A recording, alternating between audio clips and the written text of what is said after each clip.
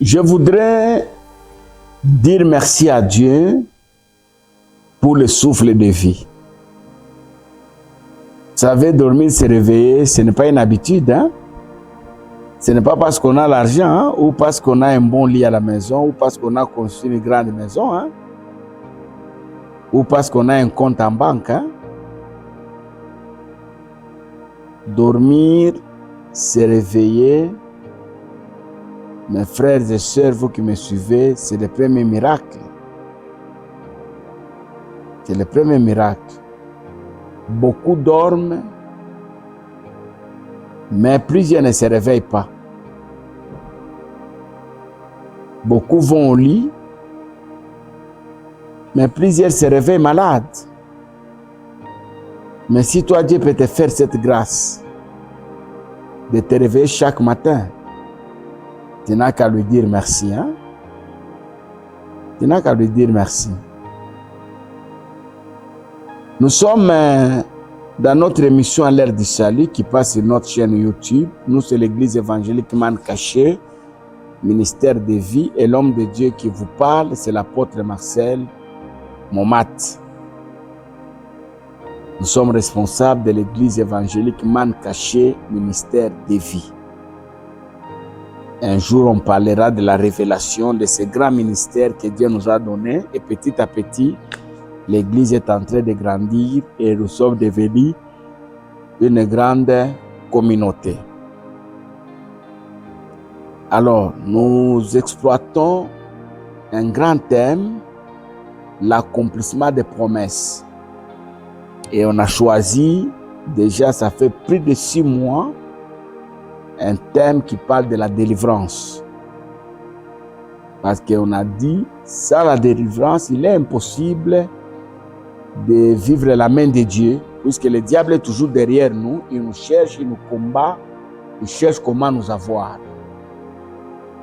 Nous avions dit dans une des émissions que la voie de la stabilité, la voie de l'accomplissement des promesses, ça s'appelle la délivrance. Nous devons chercher la délivrance par rapport aux possessions démoniaques, on a dit tout ça, obsessions démoniaques, les problèmes héréditaires, les prix à payer, les faits étrangers.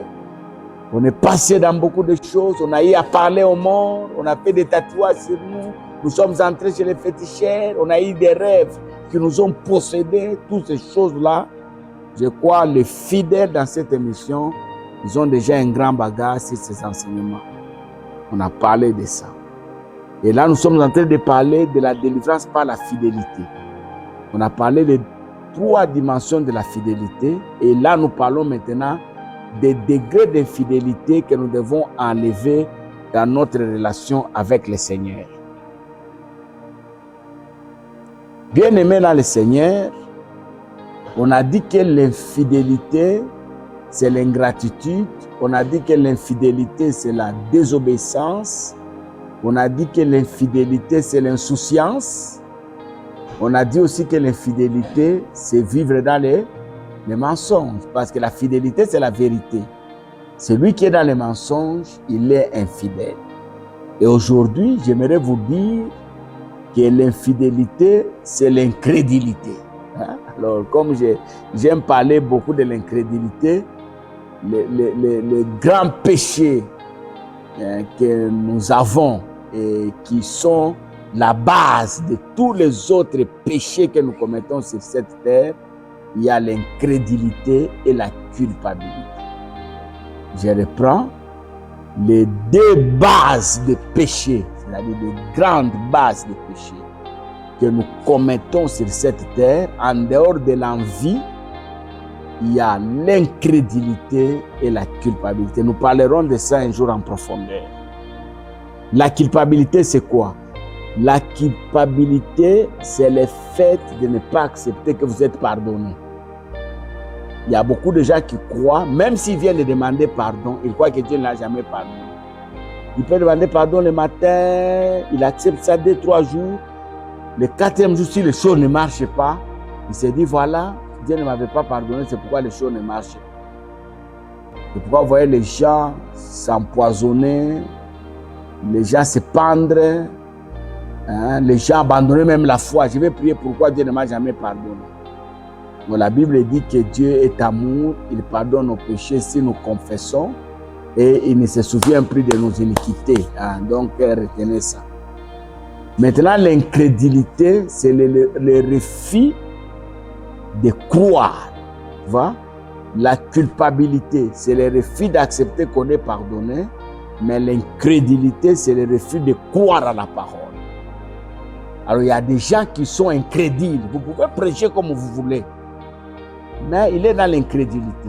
Il vient à l'église, vous parlez d'un thème. Pendant que vous prêchez là, il est conscient, il aime, il saute, il dit Amen. Mais après l'église, quand il sort dehors, tout ce que vous avez dit là, il a oublié. Alors, l'incrédulité, c'est l'infidélité. On ne peut pas dire qu'on est enfant de Dieu si on est incrédule. Hein? On ne peut pas dire qu'on est enfant de Dieu si on est incrédule. Prenons un peu Marc, chapitre 9, le verset 24. Verset 24. Je lis même à partir du verset 23. Jésus lui dit, si tu peux, tout est possible à celui qui croit.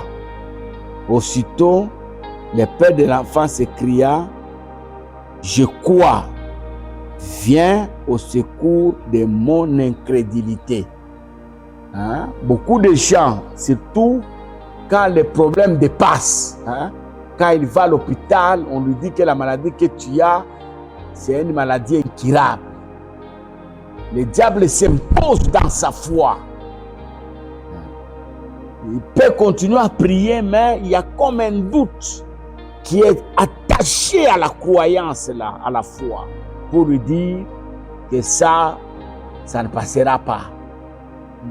Donc l'incrédulité, c'est l'infidélité. Et en tant qu'enfant de Dieu, qu'est-ce qu'il faut faire? Il faut enlever l'incrédulité. Enlevons ça dans notre marche. Hein? Enlevons ça. Qu'on ne marche pas avec ça. Il faut enlever ça. C'est l'arme du diable. Ce que Dieu t'a promis, Dieu le fera. Dieu a dit, va t'amener loin. Dieu a dit que ta vie changera. Dieu a dit que tu mettras au monde. Hein? Surtout les mamans à qui Dieu a promis les enfants. Hein? Dieu lui a dit, tu mettras au monde. Quand elle a déjà 43 ans, 44 ans, hein? Le diable commence à lui rappeler chaque matin, tu vas déjà 44 ans, qui t'a dit que tu mettras au monde. Au moment où actuellement, même les femmes de 58 ans mettent au monde. Hein? Dieu n'est pas dans la science que nous apprenons. Dieu, il est le maître de la science. Il est au-dessus de la science. C'est à partir de Dieu que les humains ont essayé de créer ce qu'on appelle science. Hein? À partir de Dieu. Donc, l'incrédulité, bien aimé dans le Seigneur, si vous avez une relation avec Dieu, il faut enlever. Même si les choses se présentent noires, même si les choses ont un caractère d'impossibilité, hein? Il y a des choses quand vous regardez, vous sentez que ça, c'est impossible. Continuez à croire. La Bible dit, si vous avez la foi comme la graine de moutarde, tu vas dire à la montagne, ôte-toi de là. Hein? Par quelle magie? Par la magie de la foi. Voilà ce que j'avais à te dire. Pendant que je parle là, si vous avez un problème qui date longtemps, qui vous bloque, qui vous freine, qui vous empêche d'aller de l'avant, je vous parle en tant que prophète. Si Dieu vous a dit qu'il va régler ces problèmes, croyez maintenant.